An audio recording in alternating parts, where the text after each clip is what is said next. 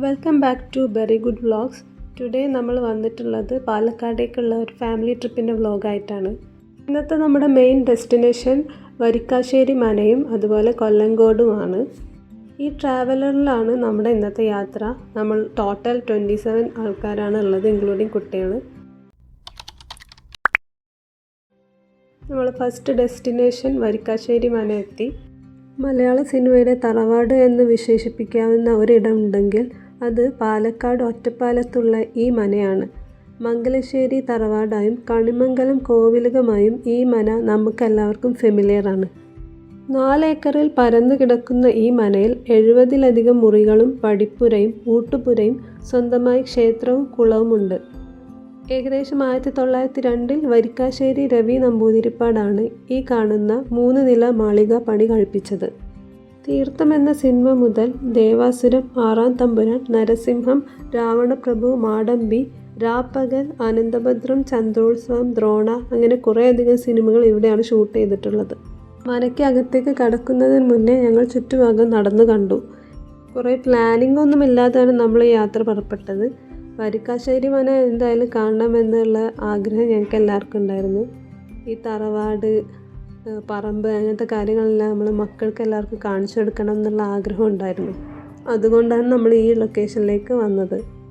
ഇവിടേക്ക് വരുന്നതിന് മുന്നേ ഷൂട്ടിംഗ് ഇല്ല എന്ന് കൺഫേം ആക്കണം, എന്നാൽ മാത്രമേ എൻട്രി അവൈലബിൾ ഉള്ളൂ. നമ്മൾ വന്ന ദിവസം ഒരു സണ്ണി ഡേ ആയിരുന്നു, അതുകൊണ്ട് തന്നെ പുറത്ത് അത്യാവശ്യം ചൂടുണ്ട്. പക്ഷേ ഇതിൻ്റെ അകത്ത് വരുമ്പോൾ ഭയങ്കര തണുപ്പായിരുന്നു. നമ്മൾ ആദ്യം കയറിയത് തന്നെ അടുക്കളയിലോട്ടാണ്. ഇവിടുത്തെ അടുപ്പും ഉരലും കാര്യങ്ങളെല്ലാം കണ്ടു. ഈ കിണർ നമ്മൾ പല സിനിമയിലും കണ്ടിട്ടുണ്ട്. മഞ്ജു വാര്യർ ആറാം തമ്പുരാനിൽ വെള്ളം കോരുന്നതൊക്കെ കാണിക്കുന്നുണ്ട്, അതൊക്കെ ഇവിടെയാണ്. അങ്ങനെ അകത്ത് കയറി. മനയ്ക്കകത്ത് ഗ്രൗണ്ട് ഫ്ലോർ മാത്രമാണ് വിസിറ്റേഴ്സിന് അലൗഡ് ആയിട്ടുള്ളത്. ബാക്കി 2 ഫ്ലോർസ് ക്ലോസ്ഡ് ആണ്. അങ്ങനെ നടന്ന് നമ്മൾ നടുമുറ്റത്തെത്തി. ഇത് ഫേമസ് ആണ്. കുറേ അധികം സോങ്സിൽ നമ്മൾ ഈ നാദുമുറ്റം കണ്ടിട്ടുണ്ട്. ഇവിടെ എത്തുമ്പോൾ നമുക്ക് ഹരിമുരളീരവം പാട്ട് പാടാൻ തോന്നും. ഇവിടെ നിന്ന് കുറേ അധികം ഫോട്ടോസ് ആൻഡ് വീഡിയോസ് നമ്മൾ എടുത്തു. ഒരു ഫാമിലി പിക്കൊക്കെ എടുത്തു. ഇനി നമുക്ക് പൂമുഖത്തേക്ക് പോകാം. ഇവിടെയും കുറേ ആർട്ട് വർക്ക്സ് ഉണ്ട്. അതുപോലെ ഒരു ഈസി ചെയർ വെച്ചിട്ടുണ്ട്. ഈ ചെയറിലിരുന്ന് ഫോട്ടോ എടുത്തു. എന്നിട്ട് ഈ കാണുന്ന പത്തായപ്പുരയിലേക്ക് പോയി. ഇവിടെ ഒരു ചേട്ടൻ കൈത്തറി മുണ്ടും സെറ്റ് സാരിയും വിൽക്കുന്നുണ്ടായിരുന്നു. അതിൽ കുറച്ച് നേരം നോക്കി നമുക്ക് ഇഷ്ടപ്പെട്ടിട്ടുള്ള മുണ്ടുകളൊക്കെ വാങ്ങി. ഏകദേശം 165 റുപ്പീസ് ആയിരുന്നു മുണ്ടിന് വില.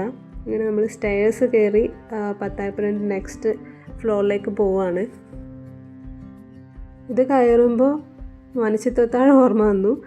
എനിവേസ് ഈ വ്യൂസൊക്കെ ഭയങ്കര രസമായിരുന്നു കാണാനും ഫീൽ ചെയ്യാനായിട്ട്. ഓരോ റൂമിനകത്തും കയറി ഭയങ്കര സ്പേഷ്യസ് ആയിട്ടുള്ള റൂംസാണ്. ദെൻ ഈ സ്റ്റെയർ വഴിയാണ് താഴെ ഇറങ്ങേണ്ടത്. ഒരാൾക്ക് മാത്രം അറ്റ് എ ടൈം ഇറങ്ങാൻ പറ്റുന്ന ഒരു സ്പൈറൽ ടൈപ്പ് സ്റ്റെയറാണ്. അത് ഇറങ്ങാൻ ഭയങ്കര പേടിയായിരുന്നു എനിക്ക്. പെട്ടെന്ന് വരുമ്പോൾ ഒരു കാര്യം നിർബന്ധം ഉണ്ടായിരുന്നു. മനൻ്റെ ഫ്രണ്ടിൽ ഒരു ഫോട്ടോ എടുക്കണം, ഫാമിലി പിക്ക്.